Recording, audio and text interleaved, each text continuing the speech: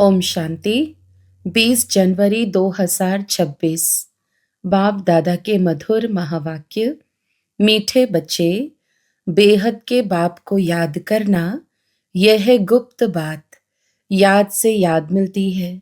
जो याद नहीं करते उन्हें बाप भी कैसे याद करे। प्रश्न: संगम पर तुम बच्चे कौन सी पढ़ाई पढ़ते हो जो सारा कल नहीं पढ़ाई जाती? उत्तर: जीते जी शरीर से न्यारा अर्थात मुर्दा होने की पढ़ाई अभी पढ़ते हो, क्योंकि तुम्हें कर्मातीत बनना है। बाकी जब तक शरीर में है तब तक कर्म तो करना ही है। मन भी अमन तब हो जब शरीर ना हो, इसलिए मन जीते जगत जीत नहीं, लेकिन माया जीते जगत जीत। ओम शांति। बाप बैठ बच्चों को समझाते हैं, क्योंकि यह तो बच्चे समझते हैं, बेसमझ को ही पढ़ाया जाता है। अब बेहद का बाप ऊंचते ऊंच भगवान आते हैं तो किसको पढ़ाते होंगे? जरूर जो ऊंचते ऊंच बिल्कुल बेसमझ होंगे। इसलिए कहा ही जाता है, विनाश काले विपरीत बुद्धि। विपरीत बुद्धि कैसे हो गए हैं? 84 लाख योनियां लिखा हुआ है ना, तो बाप को भी 84 लाख जन्मों में ले आए हैं। कह देते हैं परमात्मा कुत्ते, बिल्ली, जीव जंतु सब में है। बच्चों को समझाया जाता है, यह तो सेकंड नंबर पॉइंट देनी होती है। बाप ने समझाया है, जब कोई नया आता है तो पहले पहले उनको हद के और बेहद के बाप का परिचय देना है। वह बेहद का बड़ा बाबा और वह हद का छोटा बाबा। बेहद का बाप माना ही बेहद आत्माओं का बाप। वह हद का बाप जीव आत्मा का बाप हो गया। वह है सब आत्माओं का बाप। यह नॉलेज भी सब एक रस नहीं धारण कर सकते हैं। कोई 1% धारण करते हैं तो कोई 95% धारण करते हैं। यह तो समझ की बात है। सूर्यवंशी घराना होगा ना, राजा रानी तथा प्रजा, यह बुद्धि में आता है ना। प्रजा में सब प्रकार के मनुष्य होते हैं। प्रजा माना प्रजा। बाप समझाते हैं, यह पढ़ाई है। अपनी बुद्धि अनुसार हरेक पढ़ते हैं। हरेक को अपना अपना पाठ मिला हुआ है। जिसने कल्प पहले जितनी पढ़ाई धारण की है उतनी अब भी धारण करते हैं। पढ़ाई कब छिपी नहीं रह सकती। पढ़ाई अनुसार ही पद मिलता है। बाप ने समझाया है, आगे चल इम्तिहान तो होता ही है। बिगर इम्तिहान ट्रांसफर तो हो न सके। पिछाड़ी में सब मालूम पड़ेगा। बल्कि अभी भी समझ सकते हैं कि किस पद के हम लायक हैं। भल लज्जा के मारे सबके साथ साथ हाथ उठा देते हैं। दिल में समझते भी हैं, हम यह कैसे बन सकेंगे, तो भी हाथ उठा देते हैं। समझते हुए भी फिर हाथ उठा लेना, यह भी अज्ञान कहेंगे। कितना अज्ञान है, बाप तो झट समझ जाते हैं। इससे तो उन स्टूडेंट में अकल होता है। वह समझते हैं हम स्कॉलरशिप लेने के लायक नहीं है, पास नहीं होगा। इससे तो वह अज्ञानी अच्छे जो समझते हैं, टीचर जो पढ़ाते हैं उसमें हम कितने मार्क्स लेंगे, ऐसे थोड़ी कहेंगे हम पास विद ऑनर होंगी, तो सिद्ध होता है यहाँ इतनी भी बुद्धि नहीं है। देह अभिमान बहुत है। जब तुम आए हो यह लक्ष्मी नारायण बनने, तो चलन बड़ी अच्छी चाहिए। बाप कहते हैं, कोई तो विनाश काले विपरीत बुद्धि है, क्योंकि कायदे सिर बाप से प्रीत नहीं है तो क्या हाल होगा, ऊंच पद पा नहीं सकेंगे। बाप बैठ तुम बच्चों को समझाते हैं, विनाश काले विपरीत बुद्धि का अर्थ क्या है। बच्चे ही पूरा नहीं समझ सकते तो फिर और क्या समझेंगे। जो बच्चे समझते हैं हम शिव बाबा के बच्चे हैं, वही पूरा अर्थ को नहीं समझते। बाप को याद करना यह तो है गुप्त बात। पढ़ाई तो गुप्त नहीं है ना। पढ़ाई में नंबरवार है। सब एक जैसा थोड़े ही पढ़ेंगे। बाप तो समझते हैं यह अभी बेबीज है। ऐसे बेहद के बाप को 3-3 4-4 मास याद भी नहीं करते हैं। मालूम कैसे पड़े कि याद करते हैं, जबकि उनकी चिट्ठी आए, फिर उस चिट्ठी में सर्विस समाचार भी हो कि यह रूहानी सर्विस करता हूँ। सबूत चाहिए ना। ऐसे तो देह अभिमानी होते हैं, जो ना तो कभी याद करते हैं, ना सर्विस का सबूत दिखाते हैं।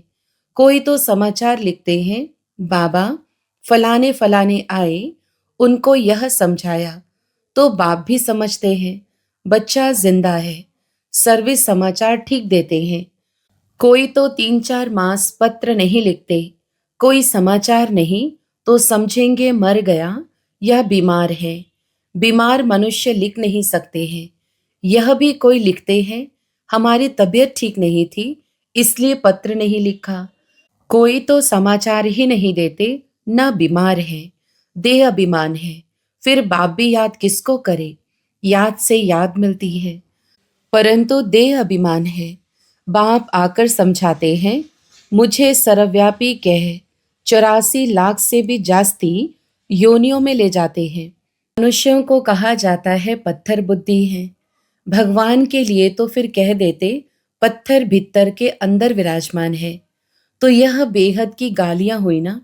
इसलिए बाप कहते हैं, मेरी कितनी गलानी करते हैं। अभी तुम तो नंबरवार समझ गए हो।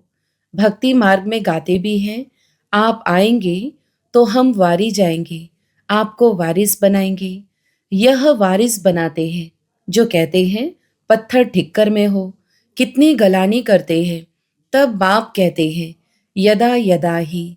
अभी तुम बच्चे बाप को जानते हो, तो बाप की कितनी महिमा करते हो।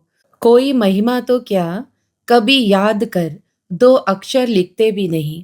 देह अभिमानी बन पड़ते हैं। तुम बच्चे समझते हो, हमको बाप मिला है, हमारा बाप हमको पढ़ाते हैं। भगवानुवाच है ना, मैं तुमको राजयोग सिखाता हूँ। विश्व की राजाई कैसे प्राप्त हो, उसके लिए राजयोग सिखाता हूँ। हम विश्व की बादशाही लेने लिए बेहद के बाप से पढ़ते हैं। यह नशा हो तो अपार खुशी आ जाए। भल गीता भी पढ़ते हैं, परंतु जैसे ऑर्डिनरी किताब पढ़ते हैं। लेकिन गीता पढ़ने व सुनाने वालों में इतनी खुशी नहीं रहती। गीता पढ़कर पूरी की और गया धंधे में।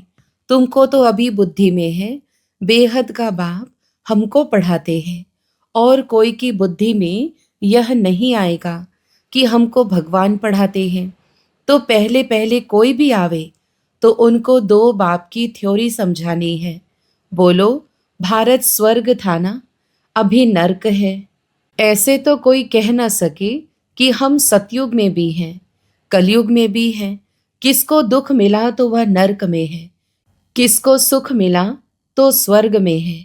ऐसे बहुत कहते हैं, दुखी मनुष्य नर्क में है। हम तो बहुत सुख में बैठे हैं, महल माड़ियां आदि सब कुछ है। बाहर का बहुत सुख देखते हैं ना। यह भी तुम अभी समझते हो। सतयुगी सुख तो यहाँ हो नहीं सकता। ऐसे भी नहीं, गोल्डन एज को आयरन एज कहो अथवा आयरन एज को गोल्डन एज कहो, एक ही बात है। ऐसे समझने वाले को भी अज्ञानी कहेंगे। तो पहले पहले बाप की थ्योरी बतानी है। बाप ही अपनी पहचान देते हैं, और तो कोई जानते नहीं। कह देते परमात्मा सर्वव्यापी है। अभी तुम चित्र में दिखाते हो, आत्मा और परमात्मा का रूप तो एक ही है। वह भी आत्मा है, परंतु उनको परम आत्मा कहा जाता है। बाप बैठ समझाते हैं, मैं कैसे आता हूँ। सभी आत्माएं वहां परमधाम में रहती है। यह बातें बाहर वाला तो कोई समझ नहीं सकता। भाषा भी बहुत सहज है। गीता में श्री कृष्ण का नाम डाल दिया है। अब श्री कृष्ण तो गीता सुनाते नहीं है। वह तो सबको कह न सके कि मामेकम याद करो। देहधारी की याद से तो पाप कटते नहीं हैं। श्री कृष्ण भगवान वाच, देह के सब संबंध त्याग, मामेकम याद करो। परंतु देह के संबंध तो श्री कृष्ण को भी है, और फिर वह तो छोटा सा बच्चा है ना। यह भी कितनी बड़ी भूल है। कितना फर्क पड़ जाता है एक भूल के कारण। परमात्मा तो सर्वव्यापी हो नहीं सकता, जिसके लिए कहते हैं सर्व का सद्गति दाता है, तो क्या वह भी दुर्गति को पाते हैं? परमात्मा कब दुर्गति को पाता है क्या? यह सब विचार सागर मंथन करने की बातें हैं, टाइम वेस्ट करने की बात नहीं है। मनुष्य तो कह देते कि हमको फुर्सत नहीं है। तुम समझाते हो कि आकर कोर्स लो, तो कहते फुर्सत नहीं। 2 दिन आएंगे, फिर 4 दिन नहीं आएंगे। पढ़ेंगे नहीं तो यह लक्ष्मी नारायण कैसे बन सकेंगे? माया का कितना फोर्स है। बाप समझाते हैं, जो सेकंड, जो मिनट पास होता है वह हूबहू रिपीट होता है। अनगिनत बार रिपीट होते रहेंगे। अभी तो बाप द्वारा सुन रहे हो। बाबा तो जन्म मरण में आते नहीं, भेंट की जाती है।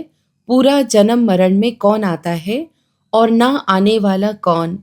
सिर्फ एक ही बाप है जो जन्म मरण में नहीं आता है, बाकी तो सब आते हैं। इसलिए चित्र भी दिखाया है।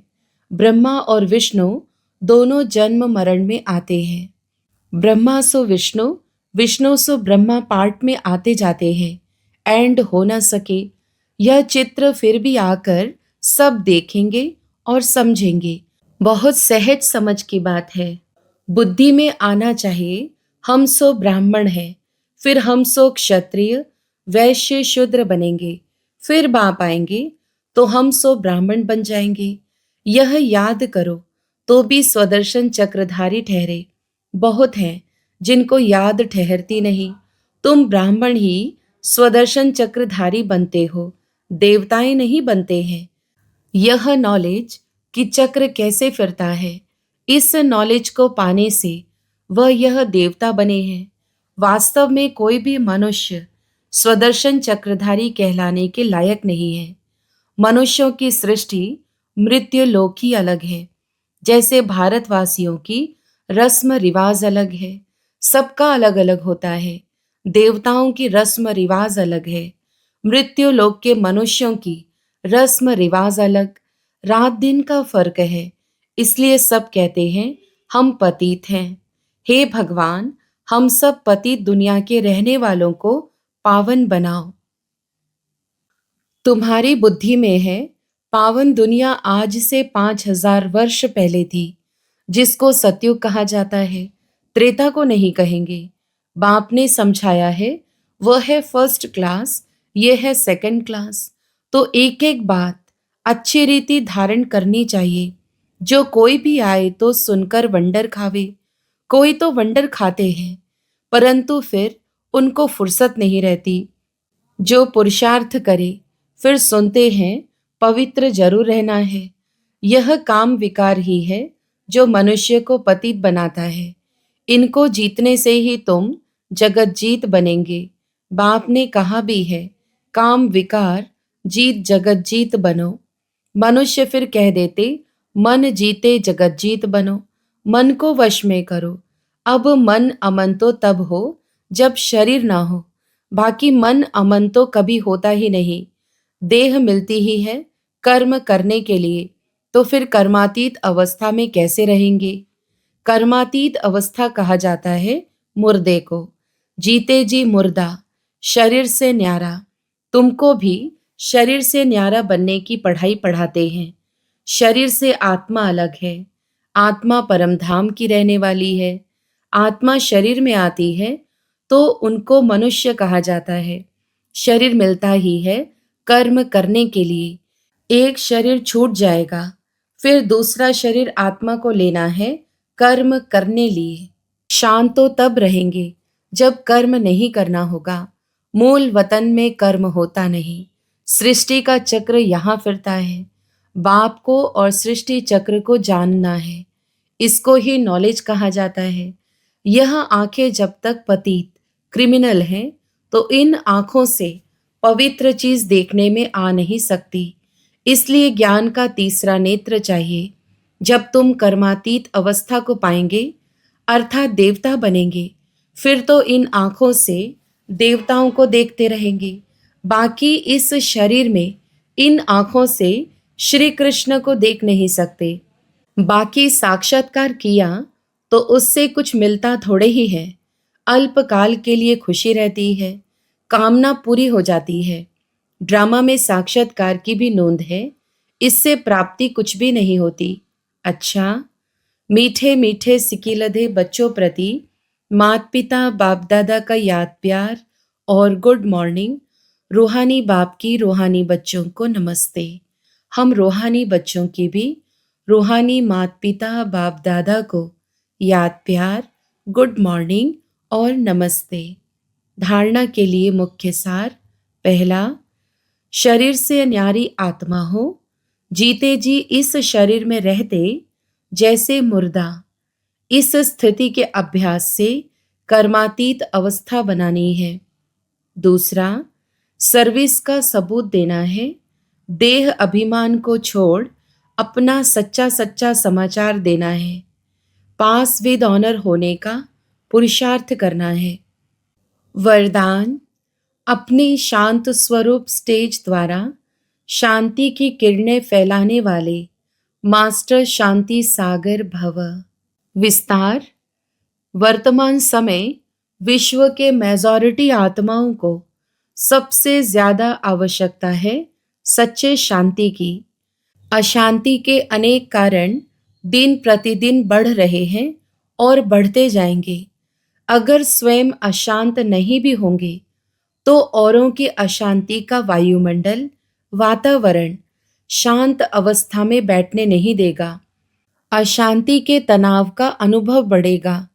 ऐसे समय पर आप मास्टर शांति के सागर बच्चे अशांति के संकल्पों को मर्ज कर विशेष शांति के वाइब्रेशन फैलाओ।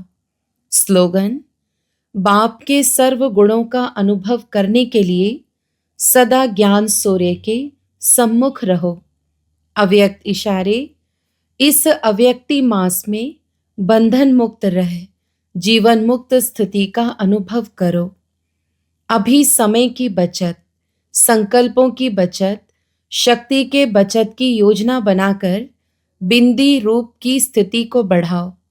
जितना बिंदी रूप की स्थिति होगी उतना कोई भी इविल स्पिरिट व इविल संस्कार का फोर्स आप लोगों पर वार नहीं करेगा। आप भी उनसे मुक्त रहेंगे और आपका शक्ति रूप उन्हों को भी मुक्त करेगा। अच्छा, ओम शांति।